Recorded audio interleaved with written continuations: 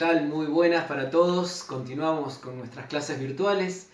Esta vez vamos a retomar un poco sobre lo que estuvimos hablando en el origen del teatro.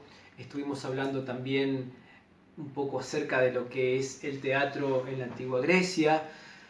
Veíamos un poco tratar también de sacar algunas definiciones, lo cual es bastante complicado poder tener una definición cerrada, única de la teatralidad, pero sí podemos tener parámetros.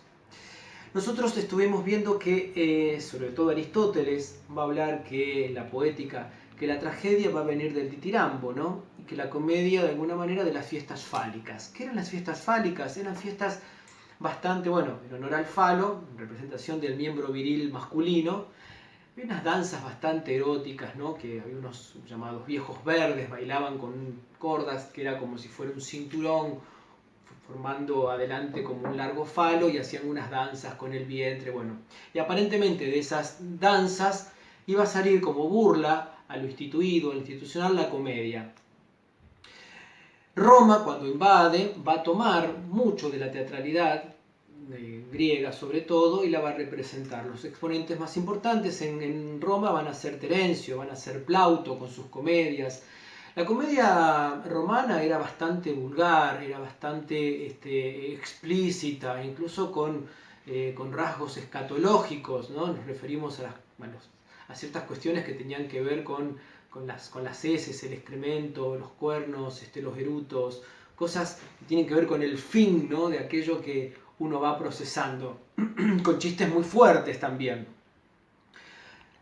Nosotros, al entender que la teatralidad comienza, ¿no? El teatro de un origen mítico, de un origen sagrado, recordemos que el mito significa un relato, ¿no? No es un cuento, es una narración, ¿no? De ahí viene que hay un mito acerca de se dice que o el séptimo hijo varón se convierte en el lobizón, ¿no? Entonces se genera un mito, ¿no? O el mito de la Llorona, o el mito, ¿no? Como nosotros tenemos nuestros mitos que también vienen, no es casual, de nuestra tradición, sobre todo los pueblos originarios, el mito del pombero, el mito de la lechiguana, el mito de la Llorona, como decíamos antes.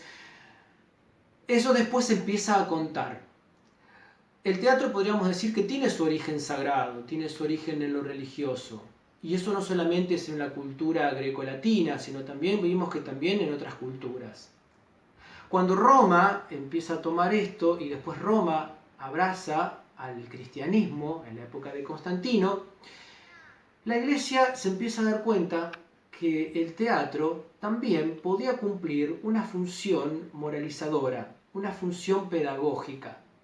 Entonces, lo primero que va a hacer es cristianizar las fiestas paganas.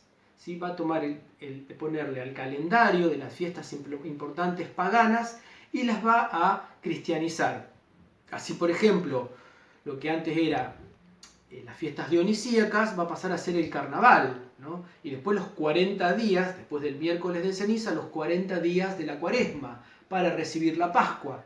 Pero previamente a eso viene el carnaval. El carnaval tiene sus orígenes en los ditirambos, como dijimos antes, en las fiestas de la carne, o como se podía llamar en el medioevo, la fête de feu, la fiesta de los locos, o la fiesta del revés, que lo podemos ver incluso en las novelas de Dumas, ¿no? En el Jorobado de Notre Dame.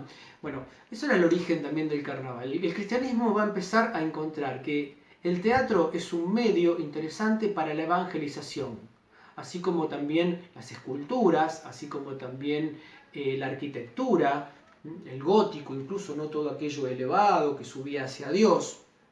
Era una sociedad teocéntrica, por lo tanto tenían a Dios en el centro.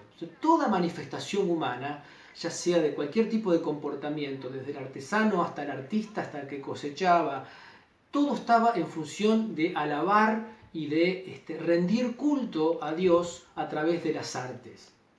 Y el teatro estaba fundamentalmente anclado en las iglesias y era usado como manera de evangelización. Se contaban las historias, ¿no? del Evangelio, de la Biblia, incluso nosotros hasta el día de hoy tenemos esa tradición. Si no, no tendríamos, por ejemplo, los pesebres vivientes. Los pesebres vivientes vienen de una tradición franciscana, de los primeros hermanos franciscanos que hacían la representación del nacimiento del niño Dios, ¿no? Con Jesús, con la Virgen, los magos de Oriente, que después la tradición va a llamar los Reyes Magos. Nadie dijo que eran ni reyes ni magos. La Biblia habla de los sabios de Oriente, hasta incluso se les puso nombre. El Melchor, Gaspar y Baltasar, me había olvidado, son los nombres, pero que tampoco figuran en ningún lugar. Esa tradición. Entonces, ¿cómo vemos que del mito, del relato, de las historias paganas, se empieza con el cristianismo a contar el Evangelio, se empieza a contar la historia de Jesús? Y eso es aprovechado por la Iglesia. Y incluso actualmente se conserva el Vía Crucis, ¿no? El Vía Crucis, fíjense qué interesante, porque es el relato de la pasión de Jesucristo, con las distintas estaciones, que muchas veces hasta el día de hoy vemos que son hasta bastante toscos, ¿no? Un Jesús con un ropaje bastante ahí hecho de fiselina, ¿no? O con la peluca de alguien que se dio, y con la sangre que se nota que es témpera. Fíjense qué interesante al momento de pensar eso, que un espectáculo tan tosco como puede ser la representación del Vía Crucis o incluso del pesebre viviente, al tocar la fibra de una comunidad en la fe, la gente se sigue emocionando, ¿no? Sigue causando estupor, sigue causando identificación, incluso cuando, por más que el Jesucristo sea un chico de la parroquia y los soldados sean los mismos hombres que hacen el asado. Me ha pasado estando en parroquias viendo esas cosas, cuando le pegan con los látigos del látigo que son telitas, sucias con témpera, y se nota groseramente que es témpera, la gente, el público, sigue haciendo como del dolor y la empatía y el sufrimiento, ¿no? Cuando aparece el encuentro con la Virgen en la cruz, por ejemplo, sigue convocando situaciones de emoción. Bueno, esto nos sirve para entender aún más y para ahondar de que el relato, junto con la teatralidad, que es la representación, es lo mimético, la mimesis, o sea, imitar aquello que tiene que ver con un relato, cuando tocas las fibras íntimas de un relato conocido, sensible, emotivo, y en este caso atravesado por una cuestión dogmática o de fe sobre todo, no tanto de dogma sino de fe, vemos que la gente también se sacude, como un intento de recuperar de alguna manera este origen ancestral que tiene el teatro, de unirnos con lo sagrado a través del mito. Otra cosa es el ritual, ¿no? El ritual, que es esta cosa de la repetición de un hábito o de una acción. El teatro sí puede hacer la representación de un ritual. Incluso algunos comparan el ejercicio de la misa como un ritual, ¿no? Cultual, pero que a la vez también es una representación, es una conmemoración y una actualización de la pasión, muerte y resurrección de Jesucristo. La Iglesia lo toma.